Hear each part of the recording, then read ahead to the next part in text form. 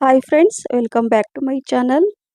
ಬಿಸಿ ಬಿಸಿ ಮಿರ್ಚಿ ಬಜ್ಜಿ ಇದನ್ನು ತಿಂತಾ ಇರಿದ್ರೆ ಎಷ್ಟು ತಿಂತೀರಂತಲೇ ಗೊತ್ತೇ ಆಗಲ್ಲ. ನಮ್ಮ ಬೆಂಗಳೂರಲ್ಲಿ ಸ್ವಲ್ಪ ಜಿಟಿ ಜಿಟಿ ಮಳೆ ಬಂದ ತಕ್ಷಣ ಏನಾದರೂ ಈ ರೀತಿ ತಿನ್ನಬೇಕು ಅಂತ ಅನಿಸುತ್ತೆ. ಸೊ ಹಾಗಾಗಿ ಇವತ್ತು ಈ ಮಿರ್ಚಿ ಬಜ್ಜಿ ಮಾಡ್ತಾ ಇದ್ದೀನಿ. ಸ್ವಲ್ಪ ಜಿಟಿ ಜಿಟಿ ಮಳೆ ಬಂತು. ಹಸ್ಬೆಂಡ್ ಹೇಳಿದರು ಸ್ವಲ್ಪ ಏನಾದರೂ ಈ ಮಿರ್ಚಿ ಬಜ್ಜಿ ಮಾಡು ಅಂತ ಹೇಳಿದರು. ಸೊ ಅದ್ರ ಜೊತೆ ಮಂಡಿಗೆ ಸುಸ್ಲ ಕೂಡ ನೋಡಿ ಈ ಥರ ಜಿಟಿ ಜಿಟಿ ಮಳೆ ಬಂದ ತಕ್ಷಣ ಇಂಥವೆಲ್ಲ ನೆನಪಾಗುತ್ತೆ. ಸೊ ಬನ್ನಿ ಯಾವ ರೀತಿ ಮಾಡೋದು ಅಂತ ನೋಡೋಣ. ಇಲ್ಲಿ ನಾನು ಅಂದರೆ ಈ ಮಿರ್ಚಿ ಮಾಡಲಿಕ್ಕೆ ಸ್ವಲ್ಪ ಹಿಟ್ಟನ್ನು ಸೋಸ್ಕೊಳ್ತೀನಿ, ಕಡಲೆ ಹಿಟ್ಟು.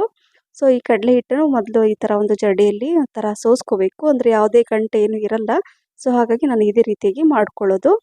ಸೊ ನೋಡಿದ್ರಲ್ಲ, ಹಸ್ಬೆಂಡ್ ಹೇಳಿದರು ಬೇಗ ಮಾಡು ಅಂತ, 10 ನಿಮಿಷದಲ್ಲಿ ಮಾಡಿಕೊಡ್ತೀನಿ ಅಂತ ಹೇಳಿದೆ. ಇಲ್ಲಿ ನೋಡಿ 1 ಕಪ್ಪಷ್ಟು ನಾನು ಈ ಹಿಟ್ಟನ್ನು ಹಾಕ್ಕೊಳ್ತಾ ಇದ್ದೀನಿ, ಕಡಲೆ ಹಿಟ್ಟನ್ನು. ಸೊ ಜಸ್ಟ್ 1 ಕಪ್ಪಷ್ಟು ತೊಗೊಂಡಿದ್ದೀನಿ, ಇದನ್ನು ಇದರಲ್ಲಿ ಹಾಕ್ಕೊಳ್ತಾ ಇದ್ದೀನಿ. ಸೊ ಅರ್ಧ ಟೀ ಸ್ಪೂನಷ್ಟು ಅಜ್ವೈನ್ ಮತ್ತು ಡೈಜೆಷನ್ ಕೂಡ ಹೆಲ್ಪ್ ಆಗುತ್ತೆ. ಅರ್ಧ ಟೀ ಸ್ಪೂನಷ್ಟು ಜೀರಿಗೆ, ಇದು ಕೂಡ ಅಷ್ಟೇ ತುಂಬ ಒಳ್ಳೆಯದು. 2 ಪಿಂಚಷ್ಟು ಕುಕ್ಕಿಂಗ್ ಸೋಡಾ, ಅಡುಗೆ ಸೋಡಾ, ರುಚಿಗೆ ತಕ್ಕಷ್ಟು ಉಪ್ಪು. ಸೊ ಇದನ್ನು ಹಾಕ್ಕೊಂಡು ಸ್ವಲ್ಪ ನೀರು ಹಾಕ್ಕೋಬೇಕು. ಇದರಲ್ಲಿ ನೀವು ಸ್ವಲ್ಪ ಅರಿಶಿನ ಕೂಡ ಹಾಕ್ಕೋಬೋದು, ಅರಿಶಿನ ಪುಡಿ, ಅಥವಾ ಸ್ವಲ್ಪ ಈ ಚಿಲ್ಲಿ ಪೌಡ್ರ್ ಕೂಡ ಹಾಕ್ಕೋಬೋದು. ಇಲ್ಲಿ ಸ್ವಲ್ಪ ನೀರು ಹಾಕ್ಕೊಂಡು ನಾನು ಕಲಿಸ್ಕೊಳ್ತಾ ಇದ್ದೀನಿ. ತುಂಬ ಗಟ್ಟಿನೂ ಅಲ್ಲ, ತುಂಬ ತೆಳುನೂ ಅಲ್ಲ, ಈ ರೀತಿಯಾಗಿ ನಾನು ತೋರಿಸ್ತೀನಿ ನೋಡಿ. ಸ್ವಲ್ಪ ಈ ಥರ ಕಲಿಸ್ಕೋಬೇಕು. ತುಂಬ ಚೆನ್ನಾಗಿ ಈ ಥರ ನೋಡಿ ನಾನು ತೋರಿಸ್ತಾ ಇದ್ದೀನಲ್ವ, ಈ ರೀತಿಯಾಗಿ ಬಂದರೆ ಸಾಕು. ಸೊ ಇವಾಗ ಇದು ರೆಡಿಯಾಗಿದೆ. ಈಗ ಇಲ್ಲಿ ನಾನು ಹಸಿಮೆಣಸಿನ್ಕಾಯಿನ ತೊಳೆದ್ಬಿಟ್ಟು ನೋಡಿ, ಒಂದು ಚಾಕುವಿನ ಸಹಾಯದಿಂದ ಈ ರೀತಿ ಕಟ್ ಮಾಡ್ಕೋಬೇಕು. ಯಾಕೆ ಅಂದರೆ ಈ ಫ್ರೈ ಮಾಡುವಾಗ ಏನಾಗುತ್ತೆ, ಕೆಲವೊಂದು ಸಲ ಹಾಗೆ ಇದ್ರೇನಾಗುತ್ತೆ, ಅದು ಹೊಡೆಯುತ್ತೆ, ಅಂದರೆ ಆ ಮೆಣಸಿನ್ಕಾಯಿ ಒಳಗಿಂದು ಬೀಜ ಇರುತ್ತಲ್ಲ ಸಿಡಿಯುತ್ತೆ. ಹಾಗಾಗಿ ನಾನು ಬೀಜ ತೆಗಿತಾ ಇಲ್ಲ, ಸ್ವಲ್ಪ ಖಾರವಾಗಿ ಇರಲಿ ಅಂತ. ಇಷ್ಟ ಇಲ್ಲ ಅಂದರೆ ನೀವು ಬೀಜ ತೆಗೆದ್ಬಿಟ್ಟು ಕೂಡ ಮಾಡ್ಕೋಬೋದು. ಸೊ ಈಗ ನೋಡಿ ಹಿಟ್ಟು ಈ ರೀತಿಯಾಗಿ ಹದವಾಗಿ ಬರಬೇಕು ಕರೆಕ್ಟಾಗಿ. ನೋಡಿದ್ರಲ್ಲ, ತುಂಬ ತೆಳುವಾಗಿರಬಾರ್ದು.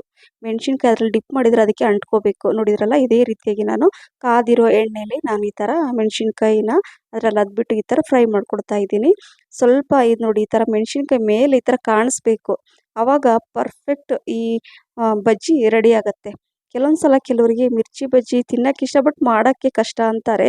ಈ ರೀತಿಯಾಗಿ ನೀವು ಮನೆಯಲ್ಲೇ ಮಾಡಿ ತಿನ್ನಿ. ಯಾಕೆ ಗೊತ್ತಾ, ಈ ಎಣ್ಣೆನ ನಾವು 1 ಟೈಮ್ ಫ್ರೈ ಮಾಡಿ ನಾವು ಯೂಸ್ ಮಾಡ್ತೀವಿ, ಆದರೆ ಹೊರಗಡೆ ಎಷ್ಟೋ ಸಲ ಎಣ್ಣೆನ ಫ್ರೈ ಮಾಡಿ ಇಟ್ಟಿರ್ತಾರೆ, ಅದು ಆರೋಗ್ಯಕ್ಕೆ ಒಳ್ಳೆಯದಲ್ಲ. ಹಾಗಾಗಿ ಸುಲಭವಾಗಿ ಇದೇ ರೀತಿ ಮಿರ್ಚಿ ಬಜ್ಜಿನ ಮಾಡಿ ತಿನ್ನಿ. ಸೊ ನೋಡಿದ್ರಲ್ಲ ಫ್ರೆಂಡ್ಸ್, ಎಲ್ಲ ಇದೇ ರೀತಿಯಾಗಿ ನಾನು ಈ ಬಜ್ಜಿನ ಅಂದರೆ ಮಿರ್ಚಿ ಬಜ್ಜಿನ ಮಾಡಿ ಇಟ್ಕೊಂಡಿದ್ದೀನಿ. ನೋಡಲಿಕ್ಕೆ ಎಷ್ಟು ಚೆನ್ನಾಗಿ ಕಾಣಿಸ್ತಾ ಇದೆ ಅಲ್ವಾ, ತುಂಬ ಚೆನ್ನಾಗಿ ಪರ್ಫೆಕ್ಟಾಗಿ ಬಂದಿದೆ. ಮನೆಯಲ್ಲೇ ಮಾಡಿದೆ ಅಂತ ಹೇಳಿದ್ರೆ ನಂಬೋದೇ ಇಲ್ಲ, ಅಷ್ಟು ಚೆನ್ನಾಗಿ ಬಂದಿದೆ ಈ ಮಿರ್ಚಿ ಬಜ್ಜಿ. ಹಸ್ಬೆಂಡಿಗೆ ಈ ಥರ ಮಿರ್ಚಿ ಬಜ್ಜಿ ಮಾಡಿಕೊಟ್ರೆ ತುಂಬಾ ಇಷ್ಟ ಆಗುತ್ತೆ.